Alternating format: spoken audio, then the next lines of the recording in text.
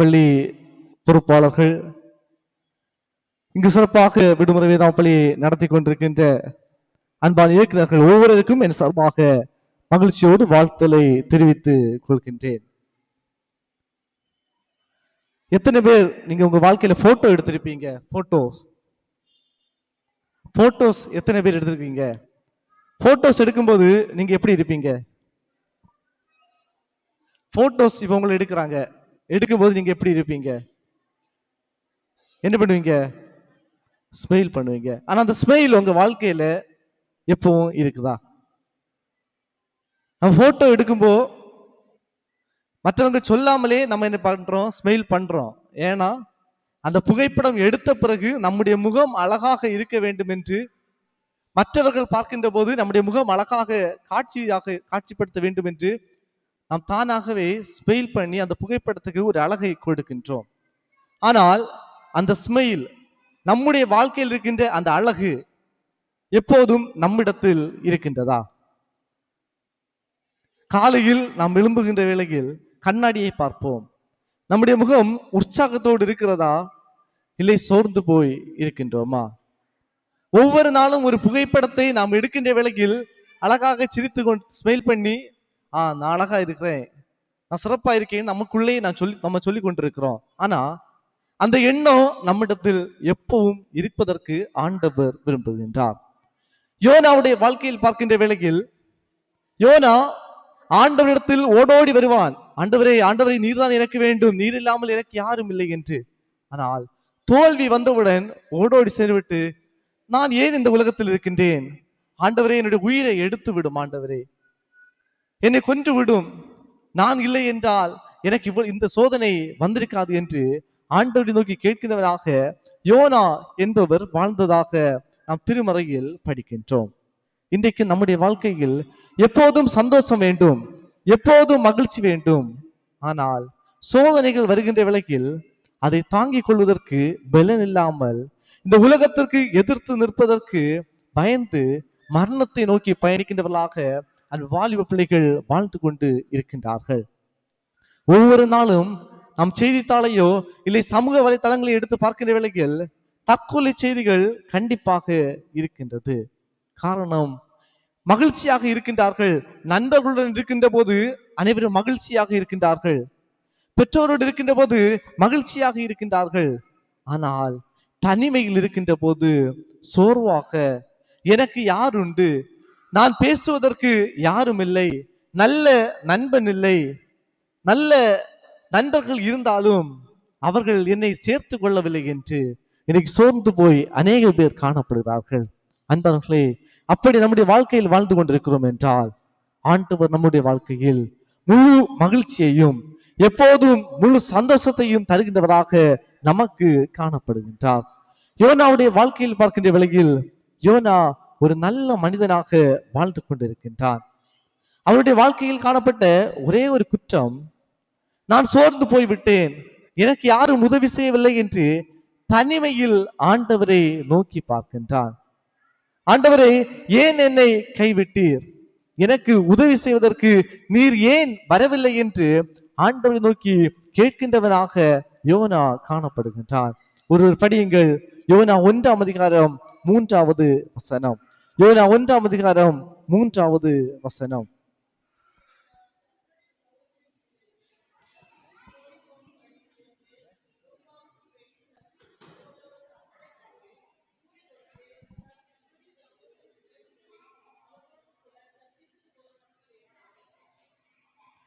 அப்போது யோனா கர்த்தருடைய சமூகத்திலிருந்து விலகி தர்ஷீஷுக்கு ஓடி போகின்றார். ஆண்டவரை விட்டு விலகி ஓடி செல்கின்றவராக இந்த யோனா காணப்படுகின்றான். நம்முடைய வாழ்க்கையிலும் அப்படிதான். ஆண்டவர் நம்மிடத்தில் எதிர்பார்க்கின்ற காரியங்களை விட்டுவிட்டு நம்முடைய வாழ்க்கையில் நாமே முடிவுகளை எடுத்து நம்முடைய மனம் போன போக்கில் வாழ்கின்ற பிள்ளைகளாக இருக்கின்றோமா? பெற்றோர்கள் நமக்கு நல்ல அறிவுரைகளை கூறி, மகனே மகளே, நீ இதை செய், இங்கு செல்லாதே, இப்படி இரு என்று அநேக வழிகளை சொல்லுகின்ற வேளையில் அதை ஏற்றுக்கொள்கின்ற மனநிலை இன்றைக்கு நம்மிடத்தில் இருக்கின்றதா? அன்பான ஜூனியர் பிள்ளைகளே, இன்றைக்கு நீங்கள் உங்களுடைய வாழ்க்கையில் உங்களுடைய பெற்றோர்கள் சொல்வதை நீங்கள் கேட்டு அதன்படி நடக்க பயணிப்பீர்கள் என்றால் அது உங்களுக்கு உதவியாக இருக்கும். அதே வேளையில் நான் அனைத்தும் எனக்கும் தெரியும், நான் அநேகவற்றை கற்றுவிட்டேன் இணையதளத்தில் இருந்து, பெற்றோர் வேண்டாம் பணம் மட்டும் போதும் என்று ஜூனியர் வகுப்பில் படிக்கின்ற பிள்ளைகள் உங்களுடைய மனதில் எடுத்து நீங்கள் உங்களுடைய மனதின் விருப்பத்தில் படி உங்களுடைய வாழ்க்கையை அமைப்பீர்கள் என்றால் அது நம்முடைய வாழ்க்கையில் முழு ஆசீர்வாதத்தை தராது. ஆண்டவர் நம்மிடத்தில் எதிர்பார்ப்பது நம்முடைய வாழ்க்கையை அவருடைய சமூகத்தில் ஒப்பு கொடுத்து அவருடைய பிள்ளைகளாக வாழ்வதற்கு ஆண்டவர் நம்மை அழைக்கின்றார். எத்தனை பேர் இன்றைக்கு ஜூனியர் பிள்ளைங்க, எத்தனை பேர் உங்க அம்மா அப்பா சொன்னதை கேட்டுதான் நான் இந்த VBS வந்த பிறகு நான் நடந்துட்டு இருக்கேன்னு சொல்ல முடியும்? ஜூனியர் பிள்ளைங்க தங்கச்சி, எத்தனை பேர் இந்த VBS வந்த பிறகு என்னுடைய அம்மா அப்பா சொல்றதை கேட்டுதான் நான் நடக்கிறேன்னு சொல்ல முடியும்? ஒரு தம்பி, 2 தம்பி, 3 தம்பி. ஆனால் ஒரு நிமிடம் யோசித்து பாருங்கள், நம்முடைய அம்மா அப்பா நாம் கேட்கிறது எல்லாம் நமக்கு வாங்கி தந்து கொண்டிருக்கிறார்கள். அவர்கள் சொல்வதை ஏன் நம்மால் கேட்க முடியவில்லை? ஏன் அவர்களிடத்தில் அன்பு வைக்க முடியவில்லை? காரணம், நாம் பெற்றோரிடத்தில் இருந்து அன்பை பெற்றுக்கொள்ளாமல் உலகத்தை நோக்கி பயணிக்கின்றவர்களாக வாழ்ந்து கொண்டிருக்கின்றோம். அன்பான பிள்ளைகளை, யோனா ஆண்டவரை விட்டு விலகி ஓடினது போல நாம் நம்முடைய பெற்றோரை விட்டு விலகி ஓடாமல் பெற்றோருக்கு கீழ்ப்படுகின்ற பிள்ளைகளாக காணப்பட வேண்டும். காலை வேளையில் நீங்கள் சிந்தித்திருப்பீர்கள், பணிவிடை என்ற தலைப்பில் பெற்றோருக்கு செய்ய வேண்டிய கடமைகளை நாம் எத்தனை பிள்ளைகள் செய்கின்றோம்? தம்பி, பெற்றோருக்கு செய்ய வேண்டிய பணிகளை நாம் எத்தனை பேர் செய்திருக்கின்றோம்? எத்தனை பிள்ளைகள் நாம் சாப்பிடுகின்ற சாப்பாடு தட்டை நாம் எத்தனை பேர் கழுவி வீட்டில் வைக்கின்றோம்? எத்தனை பேர் நாம் சாப்பிடுகின்ற இடத்தில் சாப்பாடை தட்டை அதே இடத்தில் வைத்துவிட்டு செல்கின்றோம்? சிறு சிறு ஒழுக்கங்கள் படி நாம் நடக்காமல் மனம் போன போக்கில் என்னுடைய பெற்றோர்கள் செய்து விடுவார்கள், என்னுடைய பெற்றோர்கள் அந்த வேலைகளை பார்த்து விடுவார்கள் என்று நாம் வாழ்வோம் என்றால் மிக எளிதாக நாம் ஆண்டவரை விட்டு விலகி செல்வோம். பெற்றோர்களுக்கு கீழ்ப்படிந்து யோனா ஆண்டவரை விட்டு எப்படியெல்லாம் வழி விலகி சென்றானோ அது போல செல்லாமல் ஆண்டவருடைய பிள்ளைகளாக வாழ்வதற்கு அழைக்கப்பட்டிருக்கின்றோம். ஒரு படிங்கள், யோனா 2ஆம் அதிகாரம் 1 வசனத்தை பார்க்கிற வேளையில் யோனா அநேக தவறுகளை செய்கின்றான். ஆனால் ஆண்டவரிடத்தில் மனம் வருந்தி கடந்து வருகின்றான். யோனா 4ஆம் அதிகாரம் 4வது வசனத்தை பார்க்கிற வேளையில் எரிச்சலாக இருக்கின்றான், அநேக தவறுகளை செய்கின்றான், ஆண்டவரிடத்தில் கோபப்படுகின்றான். ஆண்டவரிடத்தில் சொல்கின்றான், ஆண்டவரே நான் மனம் உடைந்து போய் இருக்கின்றேன், நான் மனம் உடைந்தவனாக காணப்படுகின்றேன், எரிச்சலாக இருக்கின்றேன், குழப்பத்தோடு இருக்கின்றேன் என்று.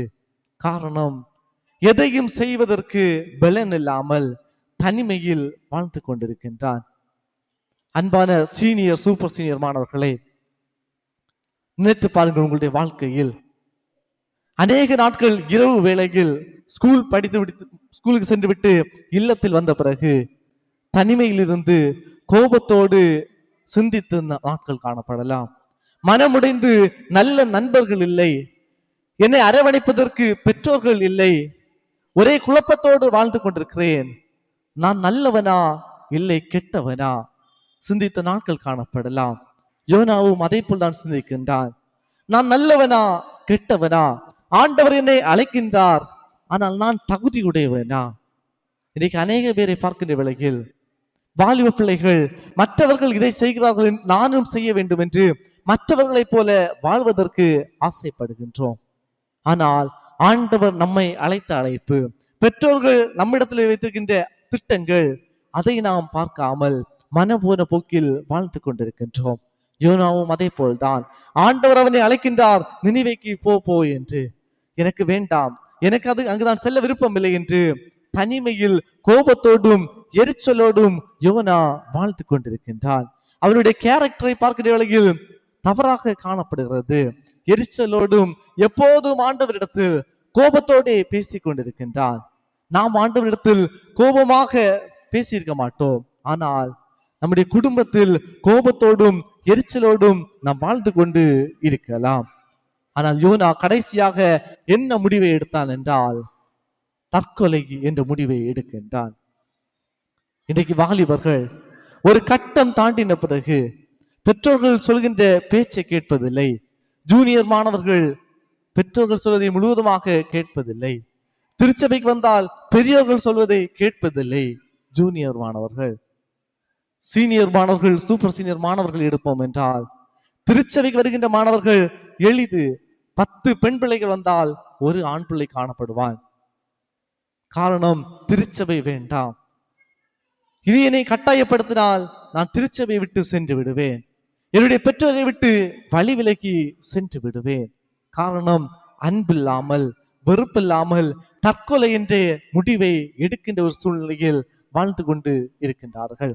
சென்ற நாட்களில் விடுமுறை வேதாம பள்ளி நடத்துகின்ற வேளையில் ஒரு பிள்ளை வந்து சொன்ன பிள்ளையை பற்றி திருச்சபின் கமிட்டியில் உள்ளவங்க சொல்றாங்க, அண்ணாச்சிமார் இந்த பிள்ளையை பார்த்துடுங்க, போன வருஷம் பஸ் ஏறி நாகர்கோவிலுக்கு போய்விட்டான்.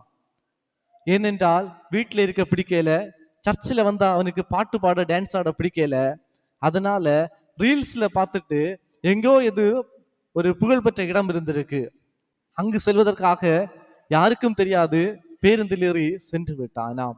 கடந்த வருடம் நடந்த நிகழ்வு. இப்படிதான் இன்றைக்கு பிள்ளைகள் மனம் போன போக்கில் தற்கொலைக்கு நேராக சென்று விடுகிறார்கள்.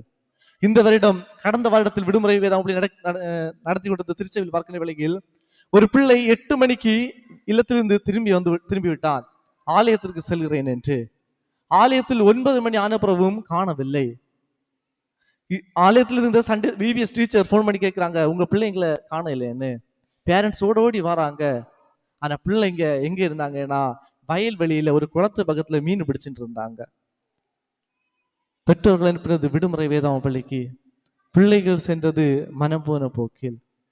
காரணம், ஆலயம் இன்றைக்கு பிள்ளைகளுக்கு வேண்டாம், பெற்றோர் வேண்டாம், நண்பர்கள் வேண்டாம், ஆனால் மகிழ்ச்சியோடு இருக்க வேண்டும், எப்போதும் தனிமையாக இருக்க வேண்டும். அந்த தனிமை எப்போது கிடைக்காமல் இருக்கிறதோ அப்போது தற்கொலைக்கு நேராக செல்கின்றவர்களாக காணப்படுகின்றார்கள்.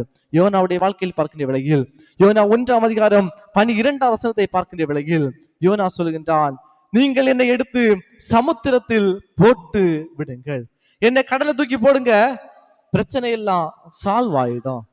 நம்ம சொல்லுவோம், நீங்க எனக்கு எதுக்கு என்ன பெத்தீங்க, என்ன நீங்க பெத்துக்கொள்ளாம இருந்தா இந்த பிரச்சனை வந்திருக்குமான்னு இன்னைக்கு பிள்ளைகள் பெற்றோர்களை பார்த்து கேட்கின்ற கேள்வி.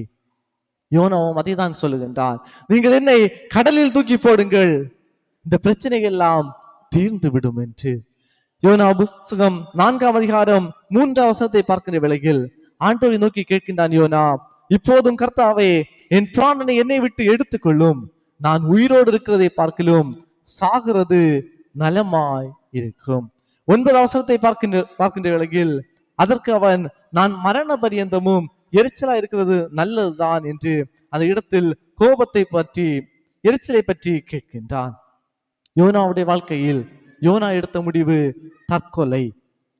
நான் சாக வேண்டும், இந்த உலகம் வேண்டாம், என்னுடைய பெற்றோர்கள் வேண்டாம், ஆண்டவர் வேண்டாம், நான் மரணத்தை நோக்கி செல்கிறேன் என்று யோனா வாழ்க்கையில் ஒரு முடிவை எடுத்தான். ஆனால் ஆண்டவர் கடைசியாக அவனிடத்தில் ஒன்றே கேட்டார். திருமறையில் எடுத்து படிப்போமா? யோனா 4ஆம் அதிகாரம் 11வது வசனம். யோனா 4ஆம் அதிகாரம் 11வது வசனம். வலது கைக்கும் இடது கைக்கும் வித்தியாசம் அறியாத 120,000 பேருக்கு அதிகமான மனுஷரும் அநேக மிருகஜீவர்கள் இருக்கிற மகா நகரமாகிய நினிவேக்காக நான் பரிதபியாமல் இருப்பேனோ? ஆண்டவர் நமக்காக, உங்கள் ஒவ்வொருவருக்காக பரிதபித்துக் கொண்டிருக்கின்றார். என்னுடைய பிள்ளை எனக்கு வேண்டும், என்னுடைய பிள்ளையை இந்த உலகத்தில் நான் படைத்தது ஒரு நோக்கத்திற்காக. ஆனால் அந்த நோக்கத்தை விட்டு வழி விலகி என்னுடைய பிள்ளைகள் சென்று கொண்டிருக்கிறார்கள். தாயின் கற்பத்தில் இருந்தே நான் தெரிந்தெடுத்தேன், நான் கண்டு கொண்டேன், என்னுடைய உள்ளங்கையில் இருக்கின்றார்கள். ஆனால் என்னை விட்டு வழி தவறி செல்கின்றவர்களாக காணப்படுகிறார்கள். வந்து பாருங்கள் என்று ஆண்டவர் நம்மை அழைத்து இந்த விடுமுறை வேதாம பள்ளியில் அவர் நம்மிடத்தில் பேசிக் கொண்டிருக்கின்றார். எத்தனை பேர் நம்முடைய வாழ்க்கையில் எதுவும் வேண்டாம், எனக்கு மரணம் மட்டும் போதும் என்று நாம் நினைத்திருக்கலாம். ஒரு நிமிடம் ஆண்டவரை நோக்கி பார்ப்போமா? அமைதியாக ஒரு நிமிடம் இருந்தவாறே, என்னுடைய வாழ்க்கையில் அநேக நேரத்தில் நான் தவறுகள் செய்ததுண்டு, அநேக நேரங்களில் குற்றங்கள் செய்ததுண்டு. ஆனால் ஆண்டவர் என்னை மன்னித்து ஒவ்வொரு நாளும் புது வாழ்க்கையை தந்து கொண்டிருக்கின்றார். அந்த ஆண்டவரை நோக்கி பார்ப்போமா? எத்தனை பேர் நம்முடைய பெற்றோரை மன்னிக்காமல், பெற்றோரிடத்தில் பேசாமல் நாம் வாழ்ந்து கொண்டிருக்கலாம். கோபத்தோடு எரிச்சலோடு மற்றவர்களை மன்னிக்காமல் நாம் வாழ்ந்து கொண்டிருக்கலாம். நம்முடைய வாழ்க்கையின் கடந்த நாட்களில் ஆண்டவர் நம்மை அழைத்து இம்மட்டும் நம்மை வழி நடத்தி கொண்டிருக்கின்றார். அந்த ஆண்டவரை நோக்கி பார்ப்போமா? எழுந்து நிற்போமா? எழுந்து நின்று ஆண்டவரை நோக்கி, எழுந்து நின்று ஆண்டவரை நோக்கி, ஆண்டவரே, நான் உம்முடைய பிள்ளை, நான் உம்முடைய பிள்ளை என்று ஆண்டவரை நோக்கி சொல்லுவோமா? அன்பான வாலிப பிள்ளைகளே, வாலிப தம்பிமார்களே, இதுவரை நாம் பேசிக் கொண்டிருந்திருக்கலாம்.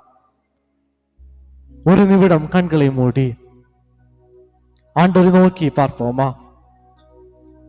ஒரே ஒரு நிமிடம் நம்முடைய கண்களை மூடி, நாம் இதுவரை கேட்காமல் இருந்திருக்கலாம், நம்முடைய நண்பர்களோடு பேசிக் கொண்டிருந்திருக்கலாம். இந்த ஒரே ஒரு நிமிடம் நம்முடைய கண்களை மூடி ஆண்டவரை நோக்கி, ஆண்டவரே, நீர் என்னை அழைத்தீர். ஆண்டவரே, என்னுடைய வாழ்க்கையில் நல்ல பெற்றோர்களை தந்தீர். என்னுடைய பெற்றோர்களை நான் மதிக்காமல் கோபத்தோடு அநேக வார்த்தைகளை பேசியதுண்டு. என்னுடைய வாழ்க்கையில் அநேக நண்பர்கள் இருந்தார்கள். இப்போது எந்த நண்பர்களும் இல்லாமல் தனிமையில் வாழ்ந்து கொண்டிருக்கின்றேன். ஆண்டவரே, அநேக நேரங்களில் நான் ஏன் இந்த உலகத்தில் இருக்க வேண்டும் என்று சிந்தித்ததுண்டு. ஆண்டவரே, ஆண்டவரே, நீர் எனக்கு வேண்டும். நம்முடைய வாய்களை திறந்து ஆண்டவரிடத்தில் கேட்போமா? ஆண்டவரே, நீர் எனக்கு வேண்டும். நல்ல ஞானத்தை தருவதற்கு, நல்ல வெற்றியை தருவதற்கு, நல்ல வேலை வாய்ப்புகளை தருவதற்கு, எப்போதும் என்னுடைய வாழ்க்கையில் மகிழ்ச்சியை தருவதற்கு ஆண்டவர் நீர் வேண்டும் என்று ஆண்டவரை நோக்கி கேட்போமா? வழி தெரியாத ஆடை போல நாம் அங்கும் இங்கும் அலைந்த போது ஒரு மேய்ப்பராக ஆண்டவர் நம்மோடு கூட இருந்து நம்மை இம்மட்டும் அழைத்து ஆசீர்வதித்து உயர்வை தந்து கொண்டிருக்கின்றார். நான் இந்த வேலையை துவங்கிவிட்டேன், இனி எப்படி முடிப்பேன் என்று வழி தெரியாத படகை போல நம்முடைய வாழ்க்கை அங்கும் இங்கும் காணப்பட்ட போது ஆண்டவர் நம்முடைய கரங்களை பிடித்து கரை சேர்த்து விட்ட நேரங்கள் உண்டு. அந்த ஆண்டவரை நோக்கி, ஆண்டவரே, என்னுடைய உள்ளம் உடைந்து உம்மிடத்தில் வருகின்றேன், என்னை தேற்றும் ஆண்டவரே, என்னை தேற்றும் ஆண்டவரே. அநேக நேரங்களில் தவறுகள் செய்தவன் நான் ஆண்டவரே, குற்றங்கள் செய்தவன் ஆண்டவர் நான் ஆண்டவரே. என்னை மாற்றும், என்னுடைய வாழ்க்கையில் இருக்கின்ற இருளை அகற்றி ஒரு ஒளியை தாரும் என்று ஆண்டவரை நோக்கி கேட்போமா? நம்முடைய நண்பர்களை பார்க்காமல், நம்முடைய பக்கத்தில் இருக்கின்றவர்களை பார்க்காமல் ஆண்டவரை நோக்கி, ஆண்டவரே, நான் உம்முடைய பிள்ளை ஆண்டவரே, இதுவரை அநேக தவறுகளை செய்தேன் ஆண்டவரே, உம்முடைய சமூகத்தில் கடந்து வந்திருக்கின்றேன், எனக்கு ஒரு விடுதலையை தாரும், நான் ஒரு பாவி, என்னுடைய வாழ்க்கையில் நீர் வேண்டும் ஆண்டவரே, உம்முடைய சிலுவையின் அன்பை நான் பெற்றுக்கொள்ள வேண்டும், உம்முடைய சிலுவை காட்சியை நான் பார்க்கிறேன் ஆண்டவரே, நீர் எனக்கு வேண்டும், என்னுடைய வாழ்க்கையில் ஒரு புது வாழ்க்கையை தாரும் ஆண்டவரே, உம்முடைய சமூகத்தில் நான் கடந்து வந்திருக்கின்றேன், இதுவரை நான் தெரிந்தும் தெரியாமலும் செய்த தவறுகளிலிருந்து எனக்கு ஒரு விடுதலை தாரும் ஆண்டவரே, உம்முடைய பிள்ளையாக வாழ்வதற்கு எனக்கு ஒரு வாய்ப்பை தாரும் என்று ஆண்டவரை நோக்கி நாம் இணைந்து கேட்போமா? மறை பேசும் நெறி தவறி வாழ்ந்திட்டேனே, இறை பாதம் அமர்ந்திட இணைந்து சொல்லுவோமா? மறை பேசும் நெறி தவறி வாழ்ந்திட்டேனே, இறை பாதம் அமர்ந்திட தயங்கினேனே, அலகையின் வலையில் தவறியை வீழ்ந்தேன், நிம்மதி இழந்தேன், உம்முகம் பார்த்தேன், நிம்மதி இழந்தேன், உம்முகம் பார்த்தேன், பணிவாய் என்னையே தருவேன் உமக்காய், உயிராய் உறவாய் தயவாய் அணைப்பாய். இணைந்து சொல்லுவோம், ஆண்டவரை நோக்கி, ஆண்டவரை நான் உண்மை நோக்கி பார்க்கின்றேன். ஆண்டவரை நீர் எனக்கு வேண்டும். ஆண்டவரே நான் உண்மையே பார்க்கின்றேன். நல்ல நண்பனாக, நல்ல தோழியாக, நல்ல சகோதரராக நீர் எனக்கு வேண்டும் என்று ஆண்டவரை நோக்கி நான் பார்ப்போமா? உதிரம் சிந்தும் காட்சியை பார்க்கின்றேனே, இதயம் வருந்தி குறைகளை உணர்கின்றேனே,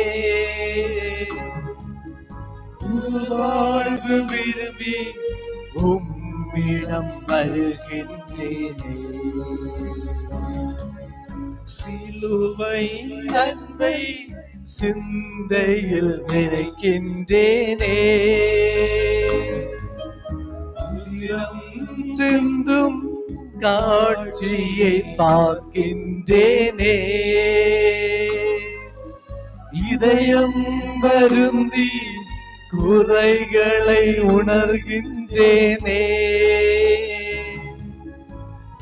வாழ்வு விரும்பி உம்மிடம் வருகின்றேனே. அன்பு நிறைந்த நல்ல ஆண்டவரே, உங்களுடைய சமூகத்தில் நீர் மட்டும் வேண்டும் என்று கடந்திருக்கின்ற அன்பு பிள்ளைகளுக்காக ஜெபிக்கிறோம். ஆண்டவரே, உம்முடைய பிள்ளைகள் உம்மால் தெரிந்தெடுக்கப்பட்டவர்கள். ஆண்டவரே, இதுவரை மனம் போன போக்கில் வாழ்ந்த உம்முடைய பிள்ளைகள் வந்து உம்முடைய சமூகத்தில் உம்மை நோக்கி பார்க்கின்றவர்களாக காணப்படுகிறார்கள். ஆண்டவரே, உம்முடைய பிள்ளைகளுடைய வாழ்க்கையில் நீர் வாரும். ஆண்டவரே, இதுவரை செய்த குற்றங்களை மன்னியும். உம்முடைய பிள்ளைகளை உம்முடைய இரத்தத்தினால் கழுவி சுத்திகரித்து ஆண்டவர் மீட்டுக் கொள்ளும். ஆண்டவரே, உம்முடைய பிள்ளைகளுடைய வாழ்க்கையில் ஆண்டவர் புது உற்சாகத்தை கொடுப்பீராக. தனிமையை அகற்றி எப்போதும் என் ஆண்டவர் என்னோடு இருக்கின்றார், யார் என்னை கைவிட்டாலும் என் ஆண்டவர் என்னை தேற்றுவார் என்ற நம்பிக்கையோடு உம்முடைய பிள்ளைகளை நீர் வழிநடத்த வேண்டும் என்று ஜெபிக்கிறோம். ஆண்டவரே, குறிப்பாக கல்வி கற்றுக்கொண்டிருக்கின்ற ஒவ்வொரு பிள்ளைகளுக்காக ஜெபிக்கின்றோம். ஒவ்வொருவரையும் ஆண்டவர் ஆசீர்வதிப்பீராக. ஒரு புது கல்வியாண்டிற்குள்ளாக வரும் நாட்களில் செல்கின்ற வேளையில் நல்ல ஞானத்தோடு கல்வியை கற்றுக்கொள்கின்ற பிள்ளைகளாக, ஒழுக்கத்தோடு உற்சாகத்தோடு பெற்றோர்களுக்கு கீழ்ப்படுகின்ற பிள்ளைகளாக ஆண்டவர் நீர் வழிநடத்த வேண்டும் என்று ஜெபிக்கிறோம். ஆண்டவரே, வேலைகளுக்காக தேர்வுகளுக்காக ஆயத்தப்பட்டுக் கொண்டிருக்கின்ற உம்முடைய பிள்ளைகளுக்காக ஜெபிக்கின்றோம். ஆண்டவர் ஆசீர்வதிப்பீராக. உம்முடைய பிள்ளைகள் கற்ற கல்விக்கு ஏற்ற நல்ல வேலை வாய்ப்புகளை பெற்றுக்கொள்ள ஆண்டவர் நீர் உதவி செய்ய வேண்டும் என்று ஜெபிக்கிறோம். ஆண்டவரே, வாழ்க்கையில் எப்போதும் உம்முடைய சமூகத்தில் கடந்து வந்து ஜெபித்து உமக்கு முன்னுரிமை தருகின்ற பிள்ளைகளுடைய வாழ்க்கையில் ஆண்டவர் எந்த குறைகளையும் வைக்காமல் நிறைவான நன்மைகளை ஆண்டவர் நீர் கொடுக்க வேண்டும் என்று ஜெபிக்கின்றோம். 2026 வருடத்தில் நான் விடுமுறை வேதா பள்ளியில் மாணவராக ஆசிரியராக கடந்து வந்தேன். ஆண்டவரை நோக்கி ஜெபித்தேன். என்னுடைய வாழ்க்கையில் ஆண்டவரை ஒரு நல்ல நண்பனாக நான் பெற்றுக்கொண்டேன். என்னுடைய வாழ்க்கையில் உயர்வை பெற்றேன், ஆசீர்வாதங்களை கண்டறிந்தேன் என்ற நன்றியோடும் சாட்சியோடும் உடைய பிள்ளைகள் தங்களுடைய வாழ்க்கையில் காணப்பட ஆண்டவர் நீர் உதவி செய்ய வேண்டும் என்று ஜெபிக்கிறோம். சாமி, யோனாவுடைய வாழ்க்கையை போல அன்பிளுடைய வாழ்க்கையில் தற்கொலை சிந்தனைகள், நான் ஏன் வாழ வேண்டும் என்ற சிந்தனைகள் கடந்து வராமல் ஆண்டவர் நீர் பாதுகாத்துக் கொள்ள வேண்டும் என்று ஜெபிக்கிறோம். சாமி, அப்படிப்பட்ட சிந்தனைகளோடு காணப்படுகின்ற பிள்ளைகளுடைய வாழ்க்கையில் ஆண்டவர் ஒரு மாற்றத்தை கொடுப்பீராக. அன் பிள்ளைகள் இந்த தினத்திலிருந்து ஒரு புது சிந்தனையோடு நான் இந்த உலகத்தில் வாழ வேண்டும், என்னுடைய வாழ்க்கையில் நல்ல பெற்றோர்கள் இருக்கிறார்கள், என் ஆண்டவர் என்னோடு கூட இருந்து என்னை ஆசீர்வதிப்பார் என்ற முழு நம்பிக்கையோடு விசுவாசத்தோடு கடன் செல்ல ஆண்டவர் நீர் கிருபை செய்ய வேண்டும் என்று ஜெபிக்கிறோம். சாமி, ஆண்டவர்களுக்கு இந்த இடத்தில் தந்திருக்கிற திருச்சபைக்காக ஜெபிக்கின்றோம். திருச்சபையின் போதற்காக ஜெபிக்கின்றோம்.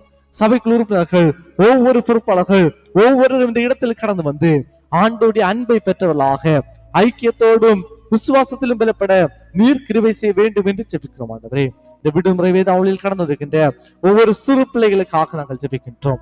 ஒவ்வொருவரையும் ஆசீர்வதியும். பெரியவர்கள் ஒவ்வொருவரையும் ஆண்டவர் ஆசீர்வதிப்பீராக. ஒவ்வொருவரும் தங்களுடைய வாழ்க்கையில் திருச்சபையில் கடந்து வந்து விசுவாசத்திலும் ஜெபத்திலும் வளர்வதற்கு நீர் உதவி செய்ய வேண்டும் என்று ஜெபிக்கிறோம். ஆண்டவரே, இந்த மாலை வேளையிலும் இல்லங்களுக்கு நேராக நாங்கள் கடந்து செல்கின்றோம் ஆண்டவரே. ஆண்டுடைய வழிநடத்தல் எங்களோடு நிறைவாக இருக்க வேண்டும் என்று ஜெபிக்கின்றோம்.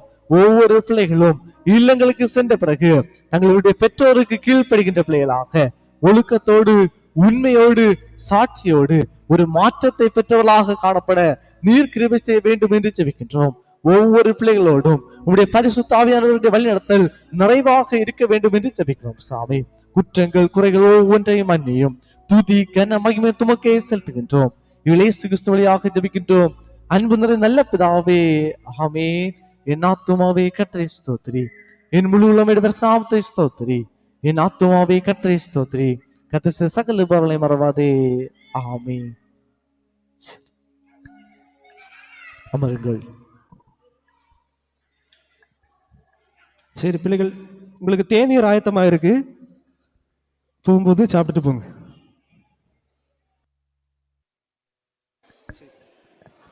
நாளைக்கு கரெக்டாக 8:30க்கு வந்துடுங்க. காலையில் 8:30க்கு டிவோஷன் ஸ்டார்ட் ஆகும்.